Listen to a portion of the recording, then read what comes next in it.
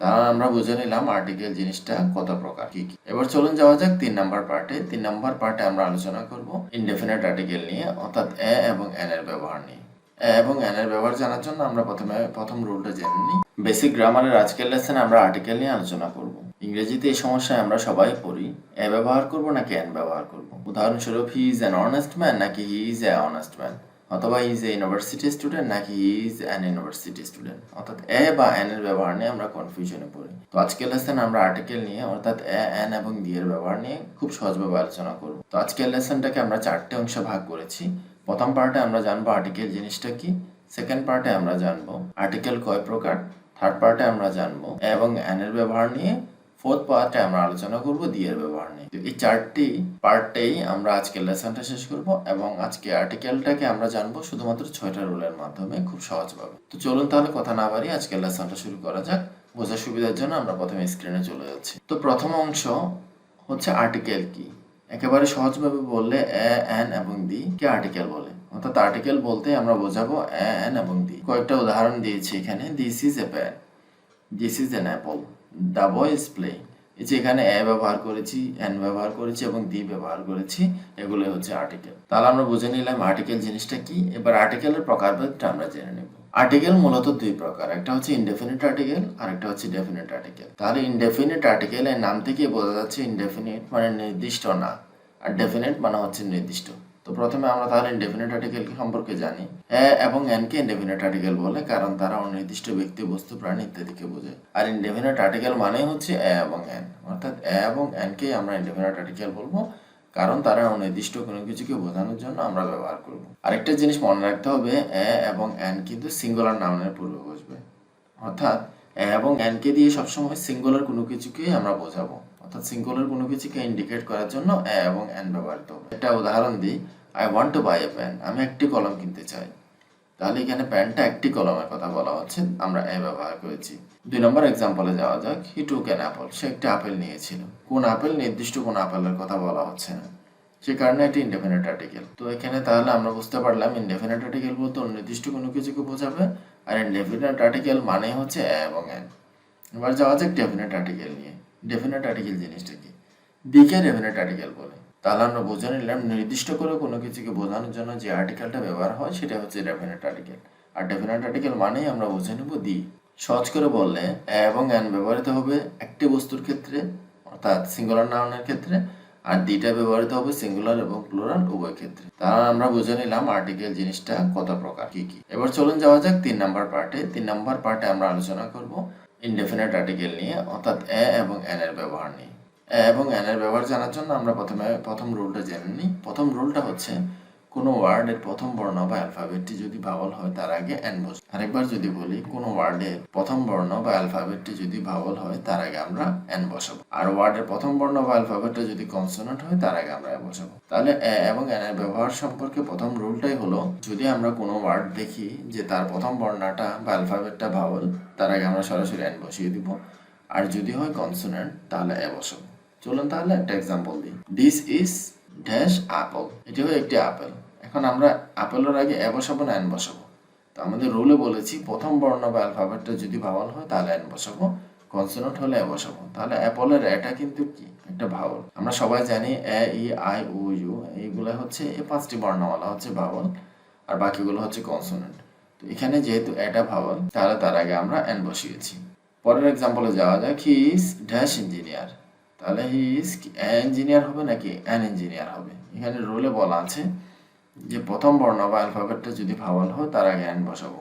তাহলে এখানে ইঞ্জিনিয়ার শব্দটার প্রথম বর্ণটা হচ্ছে ই, এটা হচ্ছে একটা ভাওয়াল। তো যেহেতু ভাওয়াল আমরা বলেছি ভাওয়ালের আগে এন বসবে, তাহলে এখানে আমরা বসিয়েছি এন, যেহেতু এটা একটা ভাওয়াল। এবার যাওয়া যাক পরের এক্সাম্পল গুলাতে। এখানে আমরা কয়েকটা এক্সাম্পল দিয়েছি। হি is a student, he is A boy, she is a girl. এখানে প্রত্যেকটাতে আমরা এ বসিয়েছি। কেন বসিয়েছি? কারণ আমরা বলেছি ওয়ার্ডের প্রথম বর্ণ বা অ্যালফাবেটটি যদি কনসোনেন্ট হয় তার আগে এ বসবে। তাহলে এখানে কিন্তু প্রথম বর্ণ, স্টুডেন্টের প্রথম বর্ণটা কিন্তু এস, এসটা হচ্ছে একটা কনসোনেন্ট, সে কারণে আমরা এ বসিয়েছি। হি ইজ ড্যাশ বয়, তাহলে এ বয় হবে নাকি এন বয় হবে? এখানে কিন্তু আমরা দেখতে হবে এই ওয়ার্ডটার প্রথম বর্ণটা ভাওয়াল না কনসোনেন্ট। যদি কনসোনেন্ট হয় তাহলে কিন্তু বসবে এ, যদি ভাওয়াল হয় তাহলে বসবে এন। তো তো এখানে বিটা কিন্তু একটা কনসোনেন্ট, যেহেতু কনসোনেন্ট সে কারণে আমরা বসিয়েছি। কিভাবে পরের এক্সাম্পলেও শি ইজ এ গার্ল, এখানে গার্ল শব্দটা প্রথম বর্ণ বা অ্যালফাবেটটা একটা কনসোনেন্ট, জিটা একটা কনসোনেন্ট, যেহেতু কনসোনেন্ট তার আগে আমরা বসিয়েছি। তাহলে আমরা সংক্ষেপে বুঝতে পারলাম এ এবং এন ব্যবহারের প্রথম নিয়মটা হচ্ছে যদি কোনো ওয়ার্ডের প্রথম অ্যালফাবেট বা বর্ণটি যদি ভাওয়াল হয় তার আগে আমরা এন বসাবো, যদি কনসোনেন্ট হয় তার আগে আমরা এ বসাবো। এখন প্রশ্ন হচ্ছে কোনটা ভাওয়াল কোনটা কনসোনেন্ট, যারা আমরা জানি না আমরা তাহলে সেটাও একটু জেনে নিই। এখানে একটা চার্ট করা হয়েছে। ভাওয়াল বলতে এ, ই, আই, ও, ইউ। ইংরেজি 26টি বর্ণমালার মধ্যে এই 5টি বর্ণমালা অর্থাৎ এ, ই, আই, ও, ইউ এই 5টি বর্ণমালা হচ্ছে ভাওয়াল। আর এই 5টি বর্ণমালা বাদে বাকি 26টির মধ্যে বাকি 21টি বর্ণমালা হচ্ছে কনসোনেন্ট। তার মানে বি, তারপরে ডি, তারপরে এফ বা বাকি যতগুলো বর্ণমালা আছে, অর্থাৎ এই 5টি বাদে যতগুলো বর্ণমালা আছে সবগুলো হচ্ছে কনসোনেন্ট। তাহলে আমরা বুঝলাম ভাওয়াল হচ্ছে 5টি, A, E, I, O, U, আর কনসোনেন্ট হচ্ছে বাকি সব বর্ণমালা। তো আবার যদি প্রথম রুলে আমরা চলে যাই, তাহলে প্রথম রুলটা হচ্ছে ওয়ার্ডের প্রথম বর্ণ বা অ্যালফাবেটটি যদি ভাওয়াল হয় তার আগে কিন্তু আমরা এন বসাবো, আর যদি প্রথম অ্যালফাবেট বা বর্ণটি কনসোনেন্ট হয় তার আগে আমরা এ বসাবো। এবার 2 নম্বর রুলে চলে যাই। তাহলে এ এবং এন এর 2 নম্বর রুলটা হচ্ছে অ্যাব্রিভাইয়েশন বা সংক্ষিপ্ত রূপের প্রথম বর্ণ বা অ্যালফাবেটের উচ্চারণ যদি ভাওয়ালের মতো হয়। এখানে কিন্তু প্রথম বর্ণ বা অ্যালফাবেটের কথা বলা হচ্ছে না, বরং কোনো একটি ওয়ার্ডের প্রথম বর্ণ বা অ্যালফাবেটটার উচ্চারণ যদি ভাওয়ালের মতো হয় তার আগে এন বসবে, আর যদি অ্যালফাবেটের উচ্চারণ যদি কনসোনেন্টের মতো হয় তাহলে এ বসবে। অনেকটা আগের রুলের মতো। আগের রুলটাতে আমরা দেখেছি অ্যালফাবেটটা কোনো একটা ওয়ার্ডের প্রথম অ্যালফাবেটটা যদি ভাওয়াল হয় এন বসবে, কনসোনেন্ট হলে এ বসবে। ঠিক একই ধরনের একটু ব্যতিক্রম কেন হচ্ছে, প্রথম অ্যালফাবেটটার উচ্চারণটা যদি ভাওয়ালের মতো হয় তাহলে আগের মতো এন বসবে, আর উচ্চারণটা যদি কনসোনেন্টের মতো হয় তার আগে বসবে। চলুন কয়েকটা এক্সাম্পল দেখে নিই। হি ইজ অ্যান এমএ, তাহলে আমরা এখানে বলেছি অ্যাব্রিভিয়েশন বা সংক্ষিপ্ত রূপের ক্ষেত্রে এটা। তাহলে এম এ, এম এ মানে হচ্ছে মাস্টার অফ আর্টস। তাহলে মাস্টার অফ আর্টস না লিখে আমরা লিখেছি এম এ, তাহলে এটা একটা সংক্ষিপ্ত রূপ। তো আমরা এখানে কি বলেছি, সংক্ষিপ্ত রূপের ক্ষেত্রে প্রথম বর্ণমালার উচ্চারণটা যদি ভাওয়ালের মতো হয় তাহলে এন বসবে। তাহলে এম এ এটা উচ্চারণ করার সময় চলে আসে কি M A, M A, M উচ্চারণ করতে গেলে কিন্তু প্রথমে এ চলে আসছে, এ প্লাস এম, এম এ। তাহলে এম এ উচ্চারণ করতে গেলে প্রথমে এ চলে আসে, এ প্লাস এম, এম এ। তো উচ্চারণটা যেহেতু ভাওয়ালের মতো এ প্লাস এম, তাহলে এ আসছে এখানে, উচ্চারণটা এর মতো বা ভাওয়ালের মতো। তো ভাওয়ালের মতো যদি উচ্চারণ হয় তাহলে আমরা বসাবো এন, তাহলে সে কারণে আমরা এখানে বসিয়েছি an M A, he is an M A. একইভাবে he is dash M B A, M B উচ্চারণ করতে গেলে প্রথমে কিন্তু এ উচ্চারণটা চলে আসছে, এম, এ প্লাস এম, তাহলে উচ্চারণটা হচ্ছে ভাওয়ালের মতো, এ যেহেতু এ চলে আসছে এটা একটা ভাওয়াল, তাহলে যেহেতু ভাওয়ালের মতো হচ্ছে তাহলে তার আগে আমরা এন বসাবো এখানে, সেজন্য বসিয়েছি he is an M B A. একইভাবে শি ইজ এন এফসিপিএস। তো এফসিপিএসটা একটা অ্যাব্রিভিয়েশন বা সংক্ষিপ্ত রূপ। এফসিপিএস, এফ উচ্চারণ করার সময় প্রথমে কিন্তু এ চলে আসছে, এ প্লাস এফ, এখানে একটু ভুল হয়েছে, এফ, এ প্লাস এফ। তাহলে এফ উচ্চারণ করতে প্রথমে এ চলে আসছে, ভাওয়াল চলে আসছে, তাহলে আমরা লিখেছি সংক্ষিপ্ত রূপ বা অ্যাব্রিভিয়েশনের ক্ষেত্রে প্রথম বর্ণ বা অ্যালফাবেটের উচ্চারণ যদি ভাওয়ালের মতো হয় তার আগে এন বসবে। তাহলে যেহেতু এফসিপিএস উচ্চারণ করতে এ উচ্চারণ চলে আসছে, এটা একটা ভাওয়াল, তাহলে তার আগে আমরা এন বসিয়েছি। এবার চলুন যাওয়া যাক পরের এক্সাম্পলগুলোতে। He is a B A, এখানে কিন্তু বি এ, তাহলে বি এর উচ্চারণটা কি বি এর মতো বা কনসোনেন্টের মতো, বিটা একটা কনসোনেন্ট সে কারণে কিন্তু এ বসেছে। যেহেতু আমরা এখানে লিখেছি অ্যাব্রিভিয়েশন বা সংক্ষিপ্ত রূপের প্রথম বর্ণ বা অ্যালফাবেটের উচ্চারণ যদি কনসোনেন্টের মতো হয় তাহলে এ বসবে, তাহলে বি এ, বিটা কনসোনেন্ট, উচ্চারণটাও কনসোনেন্টের মতো, আমরা এ বসিয়েছি। ইজ এ বিএসসি, তাহলে বিএসসি একটা অ্যাব্রিভিয়েশন বা সংক্ষিপ্ত রূপ, এটা কি বির উচ্চারণটা যেহেতু কনসোনেন্টের মতো হচ্ছে সে কারণে কিন্তু আমরা এ বসিয়েছি। তাহলে 2 নম্বর রুল থেকে আমরা জানলাম কোনো অ্যাব্রিভিয়েশন বা সংক্ষিপ্ত রূপের ক্ষেত্রে প্রথম অ্যালফাবেট বা বর্ণের উচ্চারণটা যদি ভাওয়ালের মতো হয় সেক্ষেত্রে কিন্তু আমরা এন বসাবো, প্রথম উচ্চারণ যদি বর্ণটার উচ্চারণ কনসোনেন্টের মতো হয় সেক্ষেত্রে আমরা এ বসাবো। আর প্রথম রুলটা ছিল সহজ কথায় ভাওয়াল হলে এন, কনসোনেন্ট হলে এ। এই রুলেও উচ্চারণটা যদি সংক্ষিপ্ত রূপের ক্ষেত্রে ভাওয়াল হলে এন, কনসোনেন্ট হলে এ। তাহলে 2টা রুল আমাদের ক্লিয়ার হয়ে গেল। এবার চলুন যাওয়া যাক 3 নম্বর রুল। তাহলে 3 নম্বর রুলটা হচ্ছে ওয়ার্ডের প্রথম বর্ণ বা অ্যালফাবেটটি যদি এইচ হয় তার আগে এ বসবে, অর্থাৎ কোনো একটা ওয়ার্ড বা শব্দের প্রথম বর্ণ বা অ্যালফাবেটটি যদি এইচ হয় তার আগে কিন্তু আমরা এ বসাবো। আর ওয়ার্ডের প্রথম বর্ণ বা অ্যালফাবেটটি যদি এইচ হওয়া সত্ত্বেও আমরা তা উচ্চারণ না করে উচ্চারণটা ভাওয়ালের মতো করি তার আগে এন বসবে। তো এই জিনিসটা একটু বোঝার জন্য এক্সাম্পলটা দেখলে আমরা বুঝতে পারবো। তো এই এক্সাম্পল থেকে দিস ইজ আ হর্স, এটি একটি ঘোড়া, তাহলে এখানে এ হবে না এন হবে। যেহেতু আমরা রুলটা বলছে প্রথম বর্ণ অ্যালফাবেটটা যদি এইচ হয় তার আগে বসবে, এখানে কিন্তু এইচ বসিয়েছি। তাহলে এইচ যেহেতু বসেছে, এইচটা কি, এইচটা হচ্ছে একটা কনসোনেন্ট, কনসোনেন্টের আগে কিন্তু আমরা এ বসাই, সে কারণে কিন্তু আমরা এ বসিয়েছি। ভাওয়াল হলে কিন্তু এন বসাতাম। তাহলে এখানে এই রুল অনুযায়ী প্রথম বর্ণ বা অ্যালফাবেটটা যদি এইচ হয় তার আগে এ বসবে, তাহলে এখানে যেহেতু এইচ বসেছে সে কারণে এ বসিয়েছি। এবার পরের রুলে যাওয়া যায়, হি is an honest man. H একটা কনসোনেন্ট, তার আগে কিন্তু এ বসার কথা, কিন্তু আমরা এন কেন বসিয়েছি? কারণ আমরা এখানে রুলে বলেছি এইচ হওয়া সত্ত্বেও যদি উচ্চারণ না করে উচ্চারণটা ভাওয়ালের মতো করি তাহলে এন বসবে। এখানে দেখুন আমরা লিখেছি কিন্তু he is an honest man, honest man H লিখেছি কিন্তু এইচটা কিন্তু আমরা উচ্চারণ করতে পারছি না। Honest H O N E S T, এটার উচ্চারণ কিন্তু হনেস্ট না, অনেস্ট ম্যান।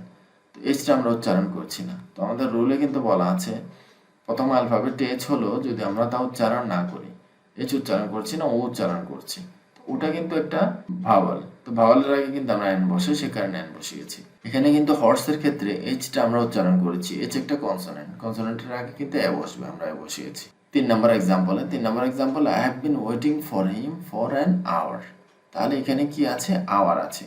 তাহলে এই যে কনসোনেন্ট, কনসোনেন্টের আগে কিন্তু আমরা এ বসানোর কথা, কিন্তু এইচটা কিন্তু আমরা উচ্চারণ করছি না, আওয়ারের উচ্চারণটা হয় আওয়ার, এইচ উচ্চারণ হচ্ছে না, ও আর আওয়ার উচ্চারণ হচ্ছে। তো ওটা কিন্তু একটা ভাওয়াল। এই যে আমরা লিখেছি এইচ হওয়া সত্ত্বেও উচ্চারণটা না করে যদি ভাওয়ালের মতো উচ্চারণ করি, এই যে আমরা এখানে উচ্চারণ করছি আওয়ার ও দিয়ে, তাহলে ওটা ভাওয়াল, সে কারণে এন বসিয়েছি। যদি এইচটা উচ্চারিত হতো তাহলে কিন্তু আমরা, যেহেতু এইচ কনসোনেন্ট, তাহলে কিন্তু আমরা এ বসাতাম। তাহলে 3 নম্বর রুলটা আমাদের নিশ্চয়ই ক্লিয়ার হয়ে গেছে। এবার চলুন যাওয়া যাক এ এবং এন এর ব্যবহার নিয়ে 4 নম্বর রুল। 4 নম্বর রুলটা হচ্ছে কোনো ওয়ার্ডের প্রথম বর্ণ বা অ্যালফাবেটের উচ্চারণ যদি ইউ বা ওয়ার মতো হয়, কোনো একটি ওয়ার্ডের প্রথম বর্ণটা বা অ্যালফাবেটটা উচ্চারণের সময় যদি আমরা ইউ দিয়ে উচ্চারণ করি বা ওয়ার মতো উচ্চারণ করি তাহলে কিন্তু আমরা এ বসাবো। তাহলে এক্সাম্পল দিই, এক্সাম্পলগুলো দেখলে আমাদের ক্লিয়ার হয়ে যাবে। হি is dash one eyed man. তাহলে এখানে কি, হি ইজ এ বসবে নাকি এন বসবে? যেহেতু ওটা ভাওয়াল, ভাওয়ালের আগে কিন্তু আমরা সাধারণত এন বসাই, তাহলে এন বসার কথা।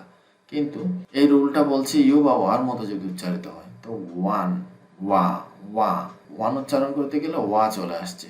তো যেহেতু ওয়া বা ইউর মতো উচ্চারণ হয় তাহলে কিন্তু আমরা এ বসাবো। তাহলে ভাওয়াল হওয়া সত্ত্বেও কিন্তু আমরা এখানে এ বসিয়েছি, যেহেতু ওয়া উচ্চারিত হচ্ছে। দিস ইজ এ 1 টাকা নোট, এখানে ওয়ার মতো উচ্চারিত হচ্ছে। তো ওয়ার মতো যদি উচ্চারিত হয় তাহলে কিন্তু আমরা এ বসাবো। কিন্তু সাধারণ নিয়মে যেহেতু ওটা একটা ভাওয়াল, তার আগে এন বসানোর কথা, কিন্তু এই রুল অনুযায়ী যেহেতু ওয়ার মতো উচ্চারিত হচ্ছে আমরা এ বসিয়েছি। কিভাবে, ইজ এ ইউরোপিয়ান, তাহলে ই একটা কিন্তু ভাওয়াল, সাধারণ নিয়মে ভাওয়ালের আগে কিন্তু এন বসে, এখানে এন বসানোর কথা, কিন্তু যেহেতু ইউ বা ওয়ার মতো উচ্চারিত হচ্ছে, ইউরোপিয়ান, ইউর মতো উচ্চারিত হচ্ছে, তাহলে কিন্তু আমরা এ বসিয়েছি।